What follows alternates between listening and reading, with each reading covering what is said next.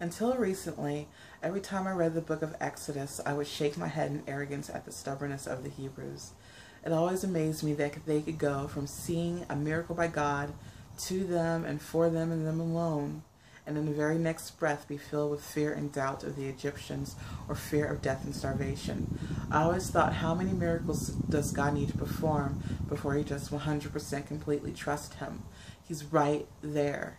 Did he not just deliver you guys from bondage? Did he not guide you by a cloud by day and fire by night? Did he not rain down food from the sky to fill your hungry bellies? Did he not just part a whole sea and slew your oppressors and gave you their belongings to boot? And why are you wandering the desert for 40 years? The Hebrews of old always perplexed me. Then I took a look at my own life and realized I was exactly like them. I got saved around 2005, never having known Jesus or the Lord beforehand, for I didn't grow up in a Christian home. And like some Christians, I fell away from the Lord within a few years once the blessings stopped and layoffs happened. I went back to chasing after the wrong people, seeking solace with the wrong crowd, because I had to move from my nice condo in Fishers to an apartment in the hood, and go from paying the tab for everyone's dinner to standing in line at food pantries and being unemployed for any amount of time. Now, almost 10 years later, I'm still on unemployment in between assignments, still in the hood, still struggling. The only difference now is that I know there is a God and Jesus is the only way to him. I remember being so close to him in the first years after I got saved. I talked to him all the time and he talked back.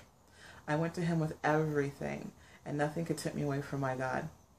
But 9 years later, I fear I have been exiled like the Hebrews of old. I've wandered circles in my own desert, murmuring and complaining with the best of them. I've been led by God's fire by the night, yet still had a heart full of fear and dread of my own Egyptian nightmares. I've eaten manna from heaven, grateful for his sustenance during the day, yet hungry for the flesh at night. I've cried out mercy to God, and he answered, and I've thanked him, only to be afraid he wouldn't be there later, just like the Hebrews. Yet he was there time and time again. He never left me, even when I turned from him. And I turned to sin. My own guilt and sin separated me from him. I left him. He never left me. So like the Hebrews, I walked in circles until just recently. Just like it took them 40 years to burn off the old ways and get serious with God, I too have burned off my old ways and gotten serious with God. I got saved 9 years ago, but I didn't know the fullness of what that meant until just recently. I knew what it meant verbally and spiritually, but now my soul has accepted that God's way is the only way. So now I'm back to being glued to the Word and falling in love with God all over again.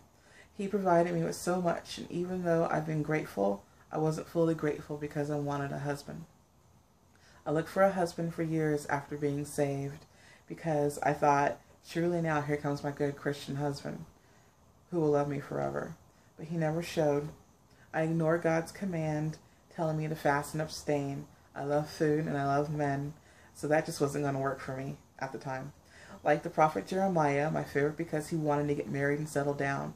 He didn't want to do God's work. But God took the woman he loved, and that's a different story for another time. He wanted to marry and not do God's will. I wanted to marry and not do God's will, just like the prophet Jeremiah. Until one day last year, my pastor preached on God having a promise for every one of us, from the oldest to the youngest. This lit a fire in my belly like it hadn't been lit in a long time. So I went home and prayed and humbly asked God, what is your promise to me? And he quickly replied with something from Jeremiah. Ironic because he's my favorite prophet, and only God knew this at the time. Jeremiah 29:11. For I know the plans I have for you, says the Lord. They are plans for good and not for despair, to give you a hope and a future. In those days when you pray, I will listen. If you seek me wholeheartedly, you will find me. I will be found by you, says the Lord. I will end your captivity and restore your blessings, or fortunes, depending on whatever you read. I was immediately filled with shame for not trusting the Lord, then quickly turned giddy that the Lord thinks of me. I mean, personally, he thinks of me right now. He's thinking of you, me, everybody. It's something easy to forget that God is right there, loving on me, loving on you right now. Well, after that, needless to say, my walk got a little bit easier. I still struggle from time to time, but not as much. All I can say is it's not going to take me 40 years. Stop wandering the desert. I'm out. I'm here. I'm chaste. I'm fasting.